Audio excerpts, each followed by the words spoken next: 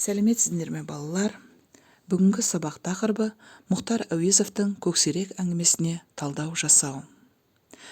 Сабақ мақсаты шығарманың кейіпкерлеріне мінездеме беру, шығарманың өзекті түйінін ашу және автордың әңгімені жазудағы негізгі мақсатын анықтау.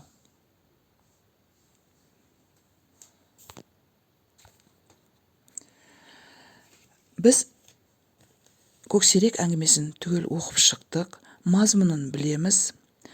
Мына көріністе әлі көзін ашпаған кіп-кішкентай сүйкімді қасқырдың бөлтірігін осылай бейкүнә жаны нәзік, жаманшылықтан еш хабары жоқ жап-жас құрмаш бала жаныма дос етемін, ауыл өміріне үйретемін деп бала қиялмен асырап алған болатын.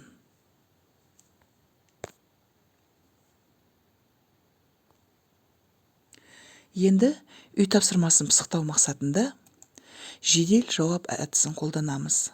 Балалар, берілген сұрақтарға әрі нақты, әрі жылдам жауап беру керек. Бірінші сұрақ: Көксерек әңгімесі сендерге ұнады ма? Құрмаш қалай қаза табады? Құрмаш бөлтірікті не үшін асырады деп ойлайсыңдар? Көксерек ауылда қандай болып өсті? Көксеректің ызақор, кекшіл болуына нелер әсер етті деп ойлайсыңдар? Көксеректі кімдер және қалай өлтірді? Адамдар бөлтіріктерді өлтіргенде нені ескермеді? Көксеректі ауылға әкеліп асырағандары дұрыс болды ма? Қасқырларды қолға үйретуге бола ма? Жалпы балалар, қалай ойлайсыңдар? Автор осы шығармасы арқылы нені айтқысы келді? Осы сұрақтарға жауап берсек, балалар, енді жаңа сөздермен танысамыз. Жонданғандай, өсті, үлкейді, қажырланды, көресіні көрді, әлімжеттік күш көрсетті, алып соғып талады, жота жүні деп отырғанымыз желкесіндегі жүні екен балалар. Кеудесін бермейді, жасымайды дегеніміз қорықпайды деген мағынаны білдіреді. Көрінеу ши деп отырғанымыз ет сақтайтын кішкене үйшік екен. Зіңгіттей деп отырғанымыз дәу, үлкен, зор деген мағынаны білдіреді екен. Сөздік дәптерімізге балалар осы сөздерді көшіріп жазып аламыз. Жазып болсақ, енді семантикалық картамен танысамыз. Шығарма барысында кейіпкерлердің сөздері бар. Сол кейіпкерлердің сөздері кімнің сөздері екенін анықтаймыз. Бірінші: қуарған-ай, неңді алып ем, не жазып ем? Кімнің сөзі? Кәпір қырыс неме, кеудесін бермейді, жасымайды. Кімнің сөзі? Мына кәпірдің екі көзі жап-жасыл болып кетіпті, тұқымын сезген екен, мұны өлтіріп терісін алайық деген кімнің сөзі еді балалар? Қасқырың болса қайтейін, менің қарала төбетім бірақ соғады, арашалай алмасаң, әлдеқашан өлтіріп тастар еді. Кімнің сөзі? Іздегендеріңнің өзі сол, бәрін істеп жүрген сол, енді соны бір қолға берсе-ау. Кімнің сөзі? Осы сұрақтарға жауап бергеннен кейін келесі кезекте Вен диаграммасы, яғни салыстырамыз. Біз әңгіме барысында көксеректі ауылдың нағыз бөрі басар иті Аққасқаның талап өлтіргенін білеміз. Енді Аққасқа қандай ит, көксерек қандай қасқыр? Екеуіне салыстыру жүргіземіз.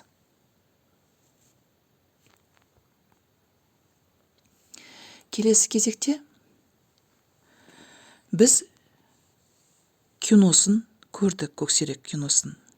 Сол кезде Құрмашқа Қасен ағасының жылы-жылы сөйлегенді жыртқышта түсінеді, қытығына тисе, қай жыртқышта қасқыр болып шыға келеді деп қандай ой айтқысы келді?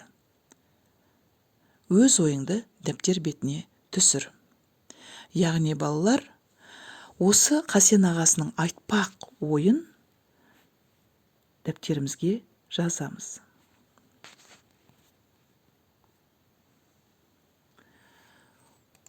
Ой толғау жазып шықсақ, балалар, енді жалпы өзі Қасқыр қандай аң? Соған тоқталайық. Оның қандай зияны бар? Және сол қасқырдың қандай пайдасы бар? Және қасқыр туралы қазақ халқында қандай мақал мәтелдер бар? Соған талдау жасайық.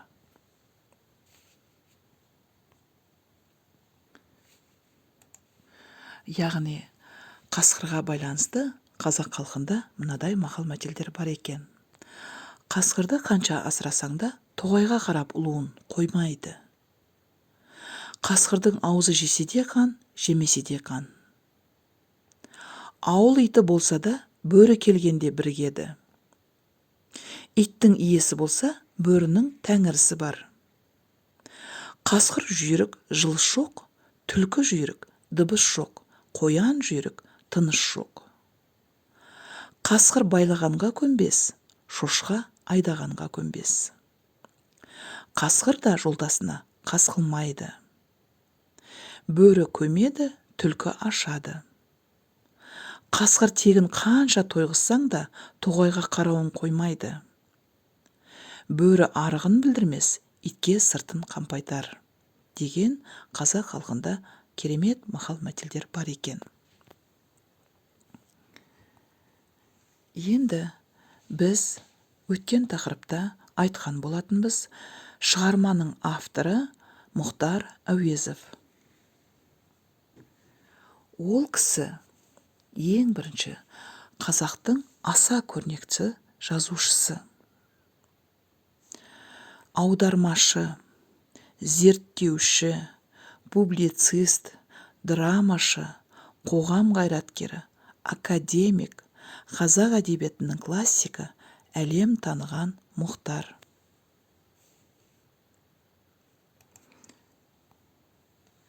Енді осы көксерек фильмі шыққаннан кейін Мұхтар Әуезовтың жұбайы Валентина Николаевнадан сұхбат алған кезде ол кісі былай деген болатын: бірде мен қабырғаға ілетін күнтізбе сатып алдым.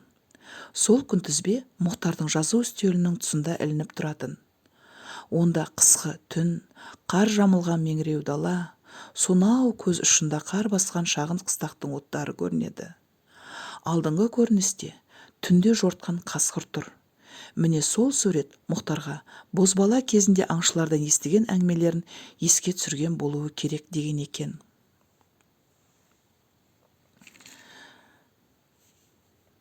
Ал балалар көксерек фильмінде негізгі кейіпкер Құрмаштың рөлін сомдаған Қамбар Уәлиев деген кісі суреттен көріп отқан боларсыздар. Ол актер сол кезде бар жоғы 9 жаста ғана болған екен. Бірде ол кісіден интервью алған кезде: мен көксерек фильміне түскеннен кейін күле алмай қалдым деген екен. Неге деп сұрағанда: өз жанынан артық көрген көкжалдың аузынан ажал құшқан бала Құрмаштың тағдыры менің сана сезімімді, жан дүниемді қатты әсер қалдырды деген екен.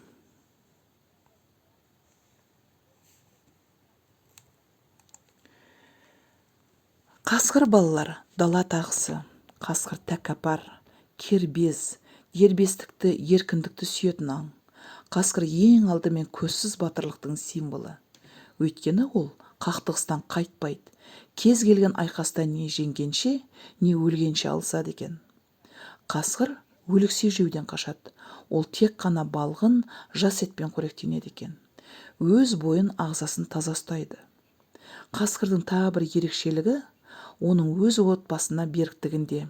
Бір ғана отбасына ие және өз бөлтірігінің тәрбиесін, яғни ауыздандыру, бөлтірігін көкжалға айналдыру ата қасқыр өз мойнына алады екен. Мұндай қасиет басқа аңдарда жоқ екен балалар. Сондығымен қасқыр киелі жаратылыс иесі болып табылады екен.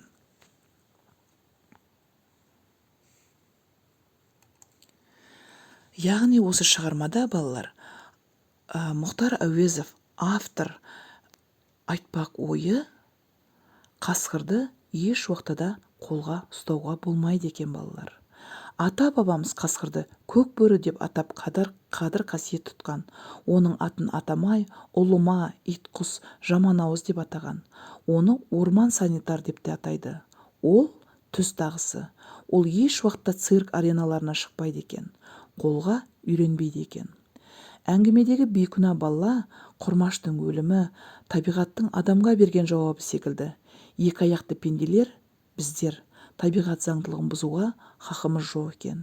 Себебі адам мен табиғат арасында тығыз байланыс бар. Ендеше балалар, табиғатты зорлықпен, күшпен бағындыру мүмкін емес. Енді балалар, сабақ аяқталды, үйге тапсырма ала қояйық. Бөлтірікті қанша асырасаң да тауға қарап ұлиды тақырыбына эссе жазып келеміз. Сау тұрыңыздар.